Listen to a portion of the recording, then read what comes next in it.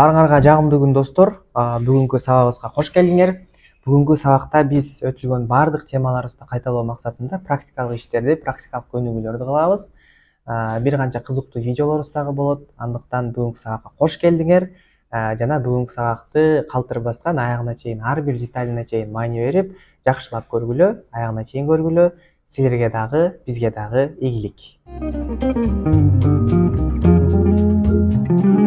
Бүгүнкү сабагыбызда окумави анлама, башкача айтканда практика кылабыз, окуп түшүнүү практикасын кылабыз. Бир канча тексттерди окуйбуз, андагы сөздөрдү карайбыз. Ар бир окулган тексттеги сөздөрдү, түшүнбөгөн, өзүңүз билбеген сөздөрдү, которулуштарын жазып алыңыз. Тексттердин өзүн дагы көчүрүп жазсаңыз абдан пайдалуу болот. Бардык нерселерди, бардык өтүлгөн темаларды кунт коюп угуңуз, ийгилик.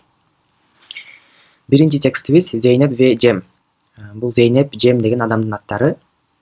Cem ve Zeynep kardeş. Cem жана Zeynep bir tugan. Onlar İstanbul'da oturuyor. Алар İstanbul'da жашашат. Oturuyor деген бул жерде жашайт деген мааниде колдонулду. Zeynep 10 yaşında ve öğrenci. Zeynep 10 жашта жана окуучу. Cem 7 yaşında, o da öğrenci. Cem 7 жашта, ал дагы окуучу. Onlar büyük bir evde yaşıyorlar. Алар çoğun bir үйдө жашашат. Büyük bir ev, çoğun bir üy. Evde anne, baba ve 2 çocuk var. Үйүндө апасы, атасы жана 2 бала бар. Küçük, кичинекей балдар жөнүндө айтып атат, çocuk bala. Bu gece yılbaşı. Cem ve Zeynep çok mutlu ve heyecanlı. Bu gece yılbaşı, жаңы жыл татили, жаңы жыл, ошол жылдын башкы күнү деген мааниде айтып атат. Bu gece yılbaşı. Cem ve Zeynep çok mutlu ve heyecanlı. Cem жана Zeynep өтө бактылуу жана толкунданып атышат. Mutlu, бактылуу, heyecanlı, толкунданган адамдарга айтабыз. Heyecanlanmak, толкундануу. Çünkü onlar bu gece çok eğleniyorlar. Анткени алар бул кечинде өтө мындай сайрандашат. Eğlenmek, сайрандоо, майрамдоо. Anne ve babaları onlara hediyeler alıyor. Ата-энелери аларга белектерди алышат. Hediye, белек. Çocuklar bilmiyorlar ama öğrenmek istiyor. Балдар ошол Zeynep ve Cem билишпейт, бирок ошол эмне белек экенин билгенди каалашат экен, эмне белек экенин. Bunun için annelerine hediyeler hakkında sorular soruyorlar.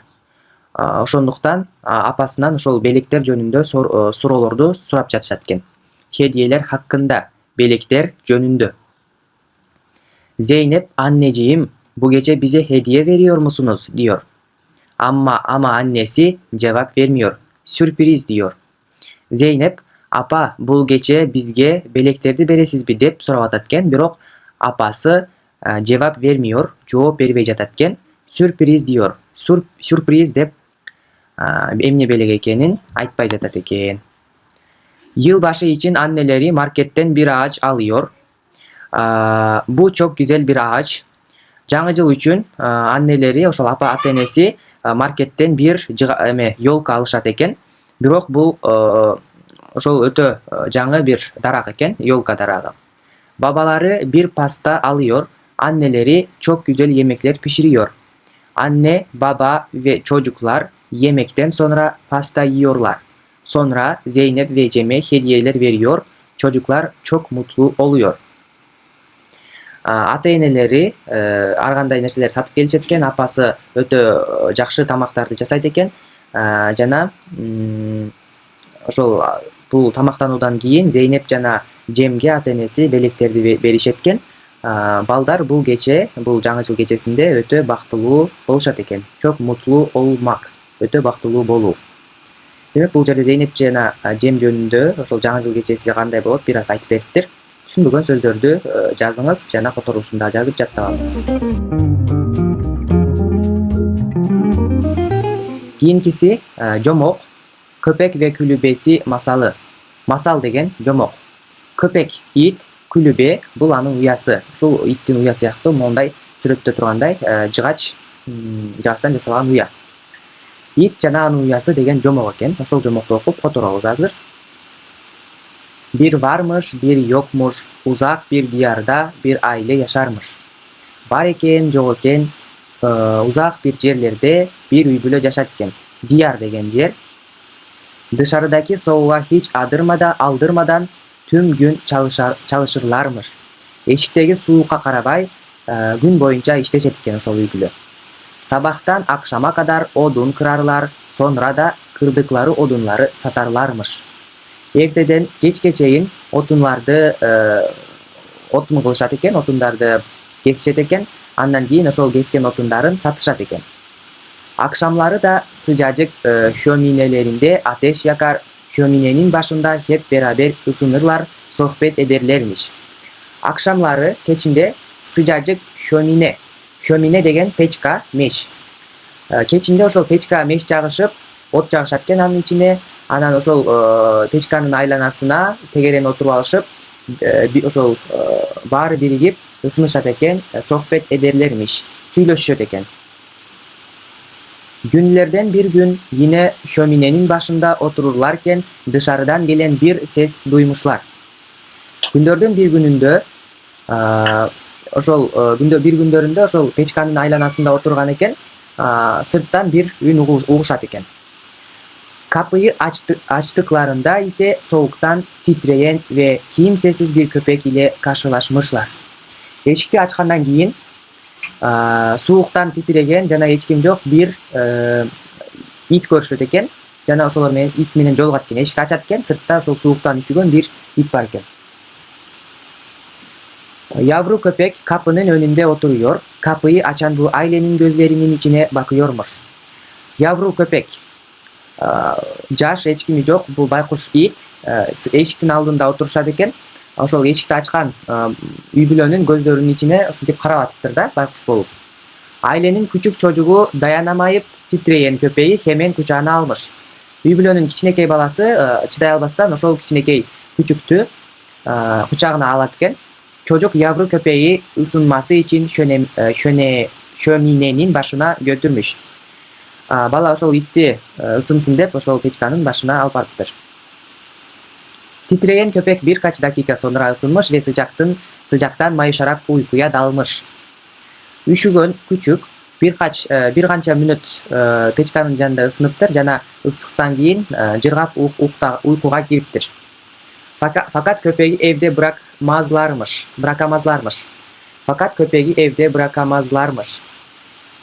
Бирок ошол küçüktü үйдө калтыра алышпайт экен. Tüm aile üyeleri tüm gün çalışıyormuş. Köpek evde tek kalamazmış. Үй бүлө мүчөлөрүнүн baары дайыма иштешет экен. Ал эми кичинекей küçük болсо үйдө жалгыз кала албайт экен. Fakat bu yavruyu da dışarı bırakmazlarmış. Daha çok küçükmüş.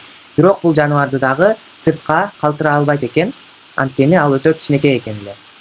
Daha sonra işe giderlerken köpeği de yanlarında götürmeye karar vermişler. Keyin жумушуна бара жатып, ошол итти дагы, küçüktü дагы өздөрү менен бирге алууну чечишиптир. Hem böylece köpeği eğitebilirlermiş. Ушул сыяктуу ушул итти айландырып, саякаттатып, мындай сыртка алып чыга алат экен. Эртеси gün evden çıkarken yavru köpeği de yanlarına almışlar. Ertesi gün үйүнөн чыккандан кийин ошол байкуш кичинекей küçüktü дагы алар өздөрү менен кошо жанына алып жумушка кетишиптир. Bir yandan odun keserlerken bir yandan köpeğe göz kulak oluyorlarmış. Bir jaktan odundardı kesişetken bir jaktan ошол itke göz kulak boluşuptur. Bazen küçük bir odun parçasını fırlatıyor, köpekle oyun oynuyorlarmış. Fırlatıyor, ırgıtуу. Кээде отундун bir kança kesindilерин, maydalарын itke atıp alар ошол it менен oyun oynашат экен. Yine küçük bir odun parçasını fırlattıktan sonra köpek odun parçasından peşinden gitmiş fakat uzun bir süre geri gelmemiş. Ушинтип ойноп атканда жанакы отундун кесиндилерин alıp bir жакка кетип калыптыр, бирок ошол bir kança убакыттан кийин дагы келбептир küçük. Küçük çocuk köpeğin peşinden gittiyse de bir türlü bulamamış onu. Ошол үйдүн эң кичинекей баласы ошол küçüктүн аркасынан барса дагы ошол каяка кеткенин таба албай калат экен. Hep birlikte köpeğe seslenmeye başlamışlar. Ошол баары birikip ошол itten кетип калат деп коркуп башташыптыр. Birkaç dakika sonra yavru köpek ağaçların arasından belirmiş. Bir kança убакыттан кийин ошол it darактардын arasından пайда болуп калат экен. Hiçbir şey yokmuş gibi geri gelerek ailenin yanında uzanmış. Eç nerse bolbogондой gelip үй бүлөнүн жанына келет экен, эч нерсе болбогондой. İş bitince de köpekle birlikte hep beraber eve dönmüşler. İşleri bitkenden keyin bari birigip үйüne ketишetкен. Ertesi gün odun kesmeye çıktıklarında yavru köpek de yine onlarla beraber gitmiş. Ertesi günü dagы отун кескени чыкканда байкуш кичинекей ит дагы алар менен бирге чыгыптыр. Oyun oynarlarken köpek yine birden ortadan kaybolmuş ve bir süre sonra tekrar gelmiş. Oyun oynap жатканда it birdenbire эле ортодон жоголуp кететкен дагы бир канча убакыттан кийин кайра пайда болуп калатыптыр. Bir жака кетип кайра келип атыптыр да. Ertesi günde aynı şey olmuş ve sonraki günde. Andan kийинки günü, ertesi günü dagı, andan kийинки gündörü dagı ушинтип жоголуp кайра пайда болуp ушунда атыптыр. Bu böyle günlerce sürüp gitmiş. Ушундайча bir kança gün ötüptür. Yavru köpeğin nereye gittiğini ve ne yaptığını hiç öğrenememişler.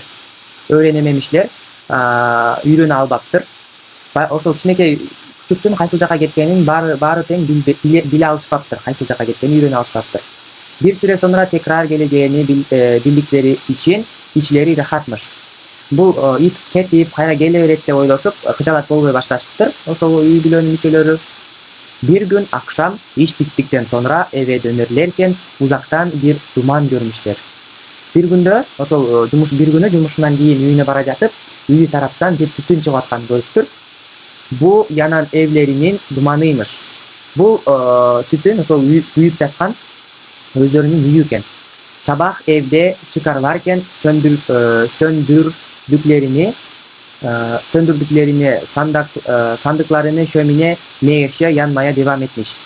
Ertesi menen ошол чыкканда ошол отунду печкасынын ичиндеги отунду өчүрбөй унутуп кетип калышыптыр. Ошондуктан бул от чыгыптыр да.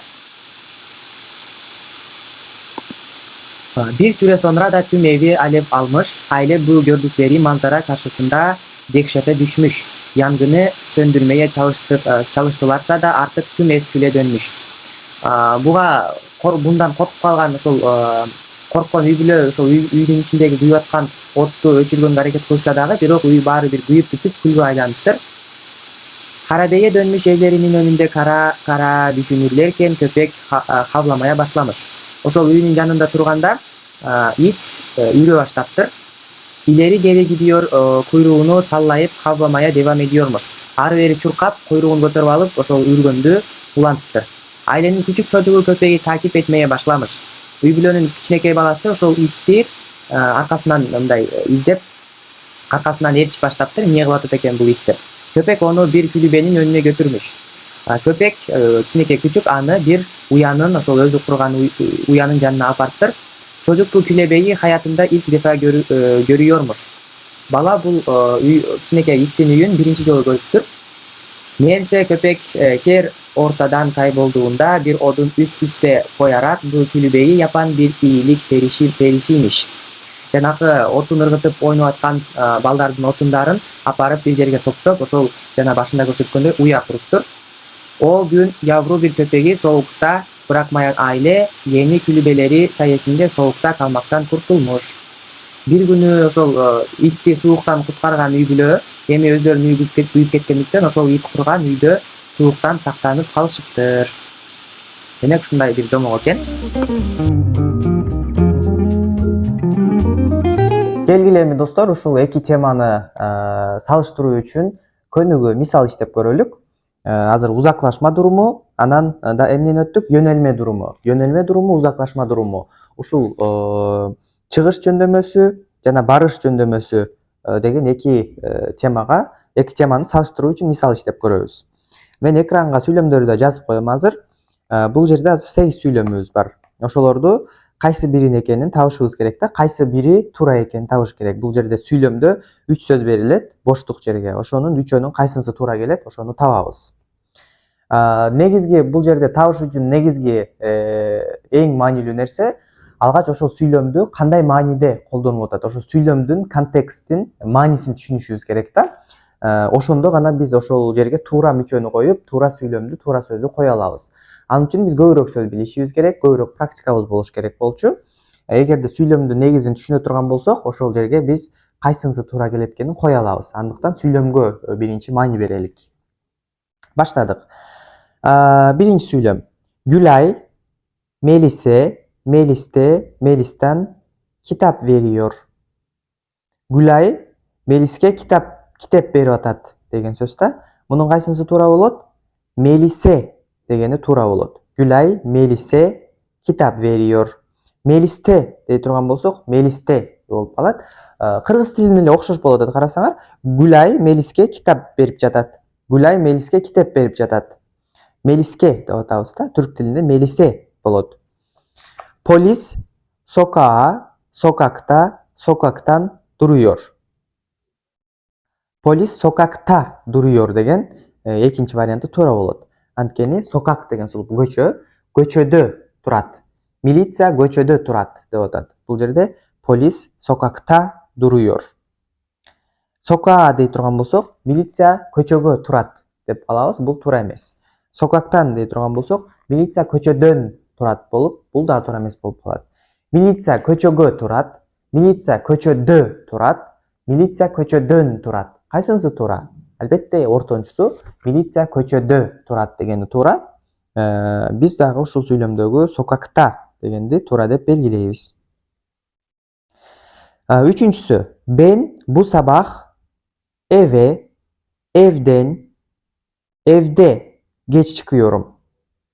Evden degeni туура болот. Ben bu sabah evden geç çıkıyorum. Men эртең менен үйдөн geç чыгам. Төртүнчүсү, yolcular vapurdan iniyorlar. Vapur деген сөз, кеме деген сөз, кеменин кичинекейи. Жолоочулар эмнеден түшүп атышат дейт? Vapurdan, кемеден түшүп атышат дейт. Демек, бул жерде дагы vapurdan дегенди туура деп белгилейбиз. Жолчулар кемеден түшүп жатышат. Бешинчиси, Tülay ile Aykut parktan gidiyorlar. Кайсынысы туура?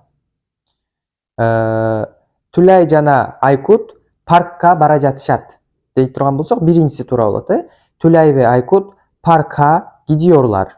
Ушунусу туура. Алтынчысы. O denizden giriyor. Ал сууга, деңизге кирип жатат деген маани бул жерде. Ошондо кайсынысы туура болот? Биринчиси болот. O denize, ал сууга кирип атат деген сөз да. Жетинчиси. Siz evden ne yapıyorsunuz? Siz үйдө эмне кылып атасыз дейт. Siz үйдө эмне кылып атасыз? Үйдө. Демек бул жерде дагы evde дегенди алабыз. Siz evde ne yapıyorsunuz? Siz үйдө эмне кылып жатасыз? Өзүңөр деле байкап атсаңар керек. Бул жерде мүчөлөрдүн мааниси кыргыз тилине эле окшош болуп атат. Болгону кыргыз тилин жакшы билишибиз керек, анан бул жердеги сөздөрдү түшүнүшүбүз керек. Ошондо туура мүчөнү таба алабыз да биз. Акыркысы, 8-incisi. Kediden nefret ediyorum. Мышыктан жийиркенем деген сөз. Мышыктан дей турган болсок, түрк тилинде дагы kediden болот. Үчүнчүсү. Kediden nefret ediyorum. Kimden nefret ediyorsun? Je neden nefret ediyorsun? Kediden nefret ediyorum. Мышыктан жийиркенем дейт. Демек, бул көнүгүүнү иштеп, айырмаларын аз да болсо көрүп алдык деген ойдомун. Азыр бул жака 9-дан 15-ке чейин дагы ушул сыяктуу сүйлөмдөр чыгат. Экранга ошолорду экранды пауза кылып, кайсынысы туура экенин иштеп, комментарийге жообун калтырабыз, достор. Мына ушинтип биз бул эки теманын айырмасын көрдүк. Кайсы учурда кайсы мүчөлөр колдонулат экенин билиш үчүн жана айткандай эле сүйлөмдү, анын ичиндеги сөздөрдү жакшылап түшүнүшүбүз керек. Аларды жакшылап түшүнүш үчүн биз сөздөрдү көбүрөөк жатташыбыз керек. Биз контекстти, сүйлөмдүн маанисин жакшы түшүнө турган болсок, ага кайсы мүчө коюлат экенин бат эле таап алабыз. Мынакей достор, ушун менен биз бүгүнкү практикалык көнүгүүлөрүбүздү, видеолорубузду жыйынтыктайбыз. Жакшы нерселерди үйрөнгөн нерселерибизди кайталай алдык деп ойлойм. Кайталоо бул үйрөнүүнүн энеси дегендей, өтүлгөн темаларды бат-баттан кайталап, эске сактап, эске салып турганды унутпайбыз. Кийинки сабактардан жолугушканча саламатта тургула, өзүңөргө жакшы карагыла.